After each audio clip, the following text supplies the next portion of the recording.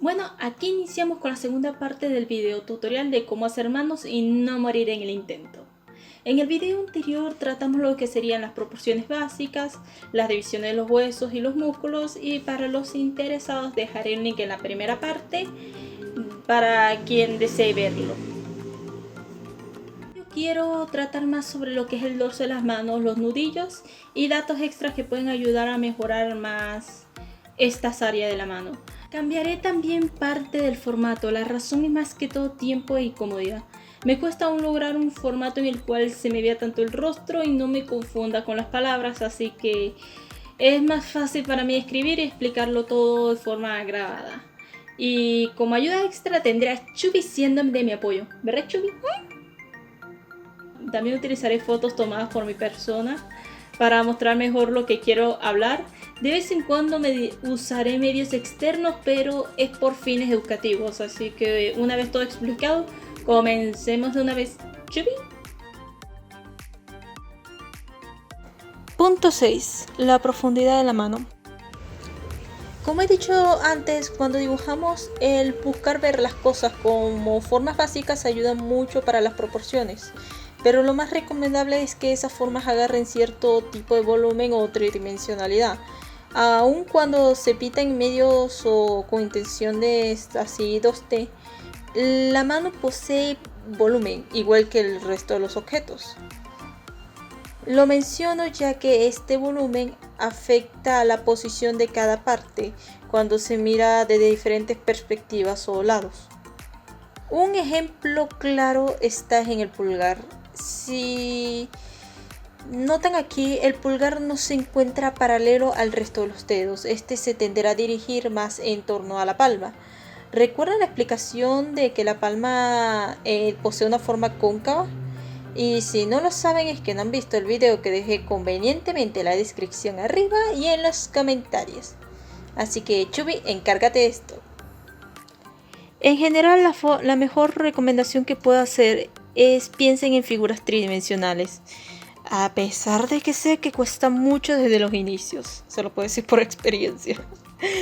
Aun cuando también el sombreado vaya a ser 2D. Los dedos y los músculos de la mano tienen volumen y este volumen afecta y es afectado. En lugar de cuadros pueden utilizar cubos, en lugar de círculos esferas, y para la palma recordar dar cierto tipo de profundidad. Punto número 7. La diferencia de tamaño entre la palma y el dorso. Ok, aunque esto no lo parezca, esto es muy importante para la posición de los nudillos. Y por eso mismo es que lo quiero tocar justamente ahora, antes de pasar a los siguientes puntos. Creo que de esto no nos damos cuenta al principio, pero en la zona de la palma hay cierta capa de piel y gordura que se extiende a más de la mitad de toda la mano. Esto se nota en cierto grado en la parte dorsal, o sea, aunque en ciertas poses no se ve mucho, después de los nudillos no es que finaliza la mano, sino que llega a haber un pedacito de piel entre el espacio de los dedos, casi parecido a mini membranas, que corresponde a la piel extra de la palma. Sí, o sea, la mitad de la mano se encuentra donde finalizan los nudillos, como ya verán, pero hay una capa de piel que sigue hasta cierto punto por arriba. Esto se nota mucho más es cuando se hace un puño. ¿Ven la línea divisora? La línea donde termina la división de los dedos. Pues hay un espacio de piel y al final encontramos los nudillos otra vez. Como esta capa de piel es la misma palma, no se notará en todas las poses. Así como esta misma membrana se tendrá a ocultar entre los dedos porque bueno, está más dirigido hacia la dirección de la palma. Aún así es bueno que lo tomen en cuenta para no dibujar los nudillos mucho antes o mucho después de donde están. Ajá. Posición de los nudillos, punto número 8. Creo que los nudillos es una de las cosas que también cuesta mucho dibujar, junto con el resto de la mano. En este caso hablamos de su mal posicionamiento y me refiero a esos casos en el que ponen los nudillos muy después de donde están o muy al lado de cada dedo o inclusive en el mismo dedo. Ok, resumen rápido. La mitad de la mano está donde finalizan los nudillos. Pueden tomarlo como un punto de referencia para las proporciones. También son las articulaciones que dividen el metacarpo con las falanges, así que se encuentra en el espacio central de cada dedo respectivo. O sea, no se encuentra en un espacio entre cada dedo, sino por la misma vía donde pasan los huesos y los tendones. Punto número 9. Forma de los nudillos. Los nudillos, como mencioné, son articulaciones y el inicio de los dedos. Son el punto donde terminan el metacarpo y comienzan las falanges.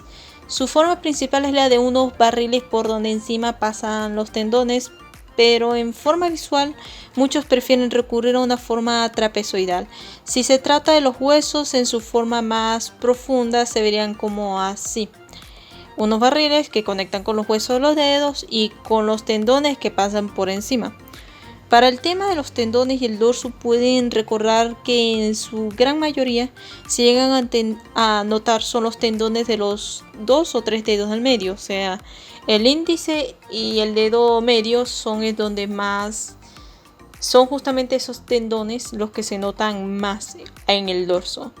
Y para el anular de vez en cuando, con el meñique casi no se nota. Punto número 10. Curvatura de la mano.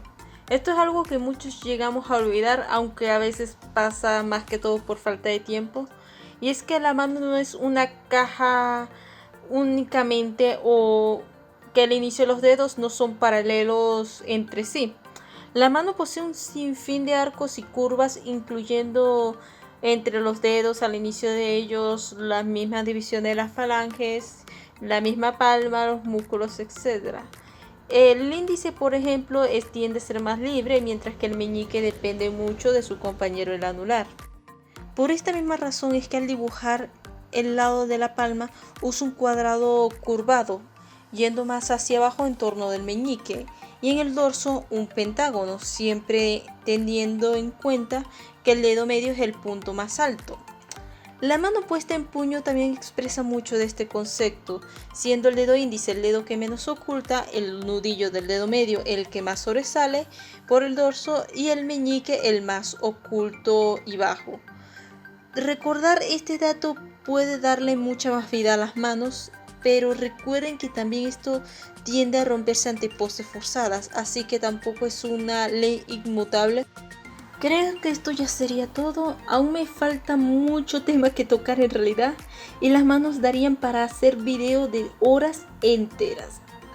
Aún falta, por ejemplo, hablar sobre los otros músculos de la mano, sobre los dedos y las varias maneras de dibujarlos, mi forma de hacer manos o el molde que utilizo en base, ya que notarán que hay muchas formas de poder dividir y utilizar figuras básicas para poder facilitar el dibujo de las manos.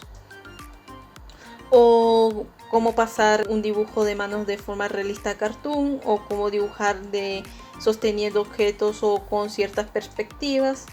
Si les gusta estos videos, me gustaría que le dieran un like.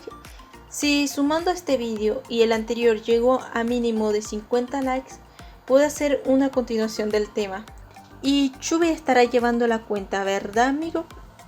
También se encargará de darle una visita a quien vea este video sin darle un like, ¿verdad?